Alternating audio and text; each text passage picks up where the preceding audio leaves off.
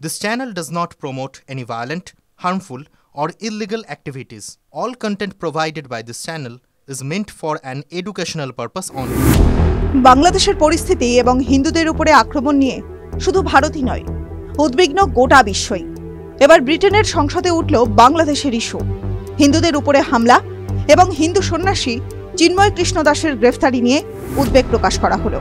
একই সঙ্গে বাংলাদেশের ভ্রমণে ব্রিটিশ নাগরিকদের জন্য সতর্কতা জারি করা হয়েছে। সোমবারই ব্রিটিশ সংসদে লেবার পার্টির সাংসদ ব্যারি গার্ডিনার বাংলাদেশের পরিস্থিতি নিয়ে আলোচনার জন্য জরুরি অধিবেশনের দাবি করেন। জবাবে ইন্দো প্যাসিফিক রিজিয়নের foreign office incharge Catherine West জানান, তিনি গত মাসেই বাংলাদেশে গিয়েছিলেন এবং বাংলাদেশের অন্তর্বর্তী সরকারের প্রধান মোহাম্মদ ইউনুসের সঙ্গেও কথা বলেন। তিনি বলেন, রাষ্ট্রদ্রোহের অভিযোগে চিন্ময় কৃষ্ণ দাসের গ্রেফতারি নিয়ে ভারত সরকারের উদ্বেগ সম্পর্কে আমরা অবহিত। ব্রিটিশ বিদেশ মন্ত্রক কমনওয়েলথ পরিস্থিতির দিকে কড়া নজর রাখছে। ধর্মীয় স্বাধীনতা, বিশেষ করে হিন্দু সম্প্রদায়ের উপরে যে প্রভাব পড়ছে তা নিয়ে বাংলাদেশের অন্তর্বর্তী সরকারের সঙ্গে কথা বলা হবে।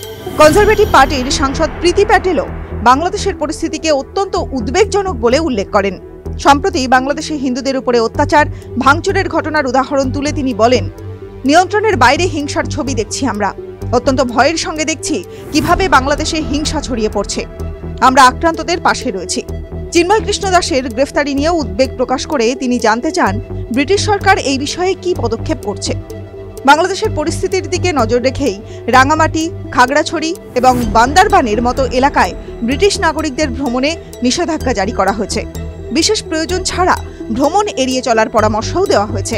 TV9 Bangla digital.